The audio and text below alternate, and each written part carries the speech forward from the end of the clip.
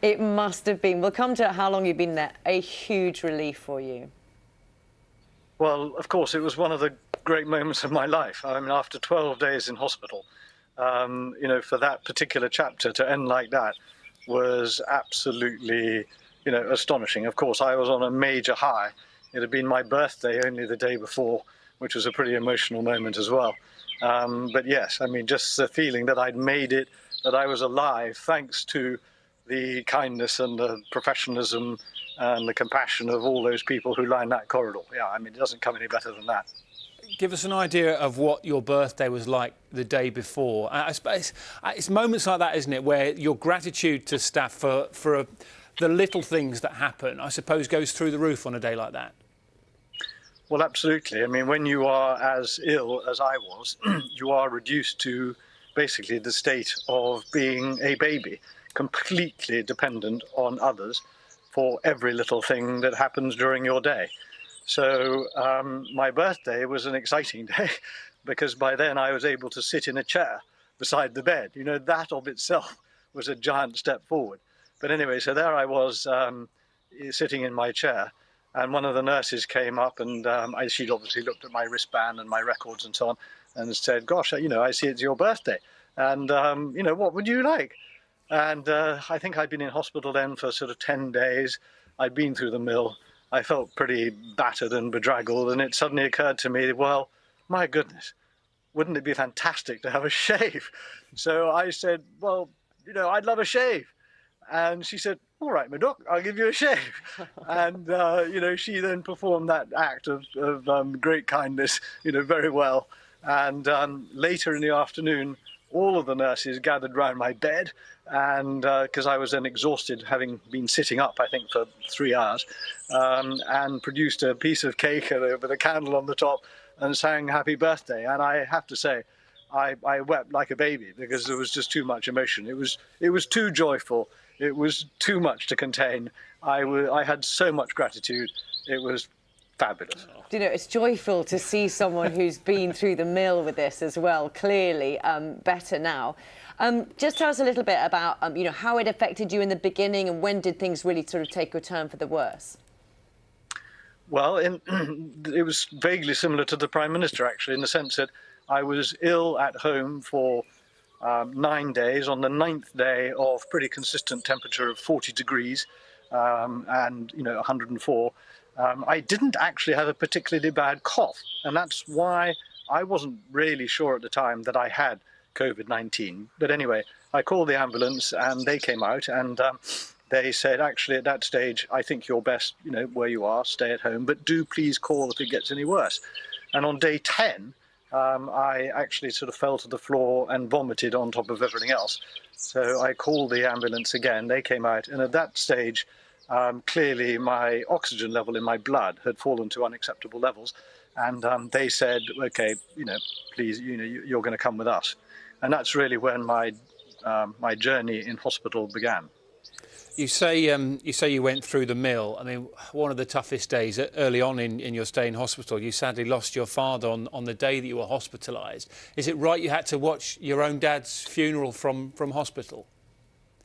Yes, that's absolutely right. He died on the 20th of March and I was taken into hospital on the 21st. And yeah, I mean, who would have believed it? When my father was buried, there wasn't a single member of the family in attendance.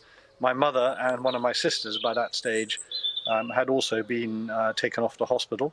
And my other sisters, everybody was self-isolating at that stage. But we did actually have a video clip made of the ceremony by a kind friend. And so we were all actually able to watch the burial and our parish priest, saying prayers over his grave. So we were strangely together in spirit, even though we were physically fragmented. It's extraordinarily difficult times for everybody. And how are you doing now? Well, I feel on top of the world. I've lost 15% of my body weight. I've got no backside, I've got no thighs. My face probably looks a little bit battered. But I tell you what, I'm alive and it feels great. Oh. It's wonderful to hear. And one thing we're doing today, Hylton, is we're sort of asking people to send in their love for the heroes, you know, NHS workers, frontline workers, key workers, all those people.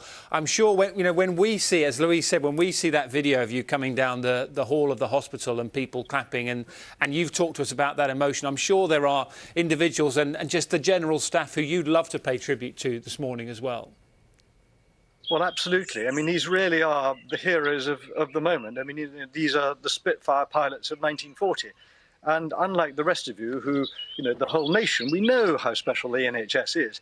The difference for me is, of course, I now know these individuals by name. I can put faces to these kind people. You know, there's Maggie, there's Anita, there's Rachel, there's Pretty, you know, and I just want to say thank you to all of those people from the bottom of my heart, because it's only because of your care, your compassion, your professionalism, your dedication that I'm here speaking to you today. Well, do you know what? You're filling us with emotion and joy and passing on. It's a really wonderful thing to see you. What are your plans? My plans? I have no plans. I'm taking it day by day. I'm trying to put on a little bit of weight. I'm walking a little bit further every day. I mean, I can now walk about, 300 yards. And my goodness, I just appreciate every little thing. I don't need to have big plans, For days, I was fantasizing about a piece of toast and marmalade. That's enough for me. I'm grateful. I don't need a sort of steak frite or whatever, just the simple things. So I'm just loving being here talking to you. It's great. Well, it's fantastic for us to talk to you as well. I'm sure our viewers are really appreciating it at these dark times, difficult times, when people are worried, when people are concerned about themselves and members of their families, to hear your wonderful words this morning, given what you have been through in terms of your own health, watching your dad's funeral on a video. What would be your encouragement this morning to people who are watching you, listening to this and thinking, this is exactly what I need to hear at the moment? Can you give some words of encouragement to those who might be facing something like this in their own family at the moment? Yes, well, absolutely. I mean, I would say, if I can make it, anybody can. I think this disease is pretty random. It's no respecter of age or sex, or I don't think physical fitness. But I think that if you just trust in, I think in yourself, and my experience, you just know that you're surrounded by such amazing people. I don't think you can do it on your own. I was so lucky to have the people around me that I had. I was also lucky to have, friends and family literally around the world in prayer groups actually praying for me. And that was another really important thing. I felt held, not just in my immediate surroundings, but also in the wider world. And, I really do encourage others, if you do get it, you can make it through. Of course, I am conscious that little video clip you just showed, the other side of that coin, of course, is, my story is quite special because unfortunately there are so many others for whom the outcome is different. But it needn't be that way. You can make it. And having been through it and having been in what was clearly a grave, dangerous situation, what is your message to people about, what we've been told by the government: stay at home, stay safe, protect the NHS? Well, absolutely. I was lucky. I think I got it, in the sense my timing was lucky because the hospital clearly was busy, but it actually wasn't overwhelmed. And of course, the measures that the government are telling people to follow are absolutely vital because, self-isolation and social distancing, those are the ways in which the numbers can be limited to the extent that the NHS can actually cope. So it's absolutely vital that those guidelines are followed. Thank you. It's a real pleasure to speak to you, Hylton. Thank you very much for bringing us some joy this morning. Thank you very much indeed. Enjoy putting on that weight again as well. Thank you. Great. Thank you so much. Oh, it's a pleasure.